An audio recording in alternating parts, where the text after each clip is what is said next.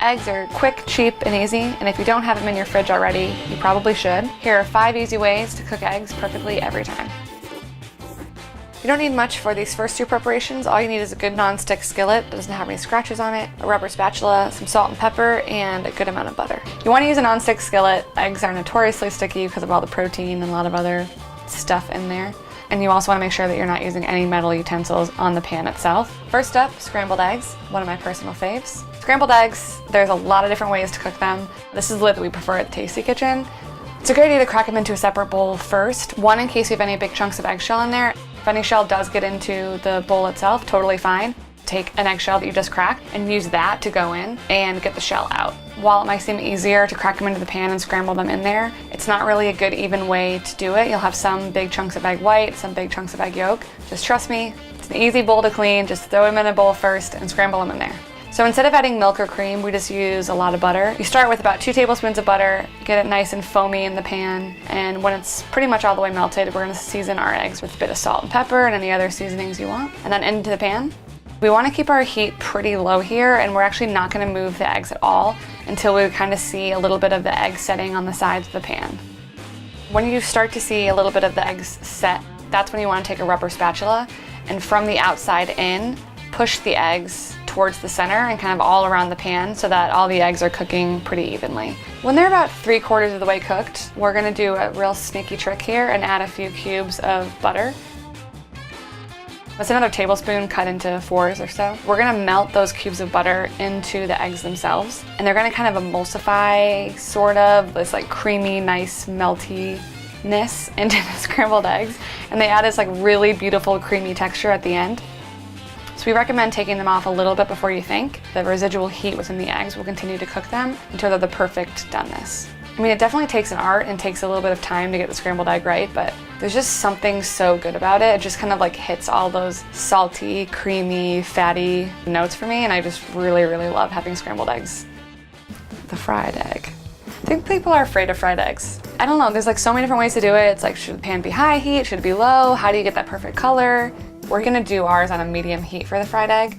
So add butter to the pan, add your egg into the butter. So you want it to be hot enough that the egg white is kind of setting when it goes in. Let it start cooking, and you wanna make sure that it's not so hot that the egg white itself is like going all over and boiling like crazy. Add just a few drops of water at this point and immediately cover with a lid. And that's gonna create a good amount of steam in the pan.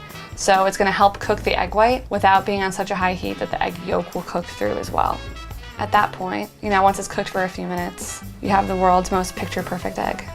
Really yellow, vibrant yolk. The white is cooked through. There's none of that weird, like, snotty bit that no one likes, like undercooked egg white. It just takes maybe a minute or 2 with that steam on top, and then you have a picture-perfect egg. I mean, you could Instagram that. There's a million things on the internet of like how to get the perfectly hard-boiled egg. We've tested a whole bunch, and this is our tried and true method to get your perfect boiled egg every time. You want to put them over medium-high heat because you want to bring them to a boil, but you want it to kind of happen slowly. So similar to potatoes, we're doing this because we want them to cook really evenly. We don't want the outside to cook before the inside can. Once it's at a rolling boil, you want to take it off the heat, cover, and set your timer.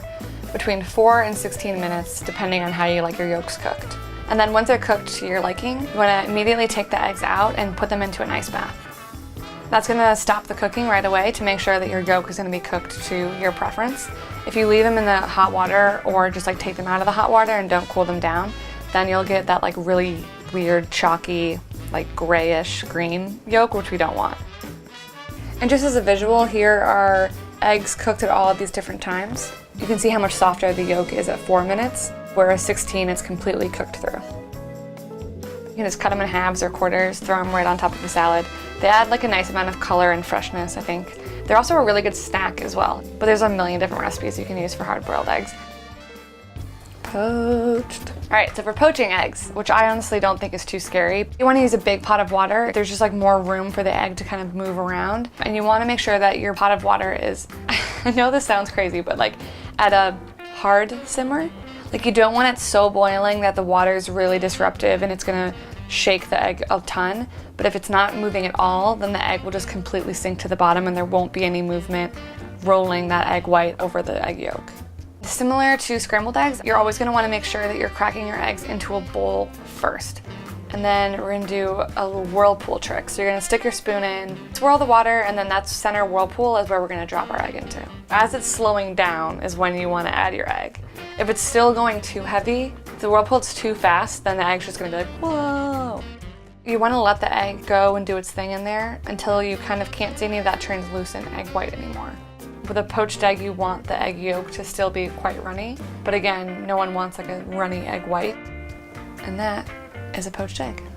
So we're gonna blot it, get all the extra water off there, and then you're ready to eat.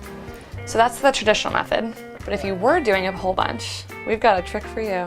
So instead of a big deep pot, we're just gonna use like a saute pan that has flat sides, like 3 or 4 inches deep, that you can put some of these heat-safe glass bowls and have them completely covered in water. And for this one, I can do like 3, maybe even 4 at a time, depending on how big your bowls are and how big your pot is. And then same deal, you want to crack your eggs into a separate dish. But what I'm going to do is actually go from one dish to another. And what that bowl is going to do is it's going to keep the egg contained in that space. This is cool because you can get a nice rounded shape every time, but it's gonna look a little bit different than your classic poached egg. If you're just doing this for your friends and family at home, I don't think anyone will mind. It'll still taste the same. It's easier for you to do a whole bunch of them. And then it's a little less intimidating way to approach poached eggs. Really good, nice, soft, delicate way to have an egg. And it's also kind of an impressive way to serve something that's pretty cheap. I love poached eggs. Yeah. Are poached your favorite? Wait. Do we know I think my problem is I don't have a favorite. I like them all. If I had children, they'd be eggs. Can't really choose one, right? Depends on the day.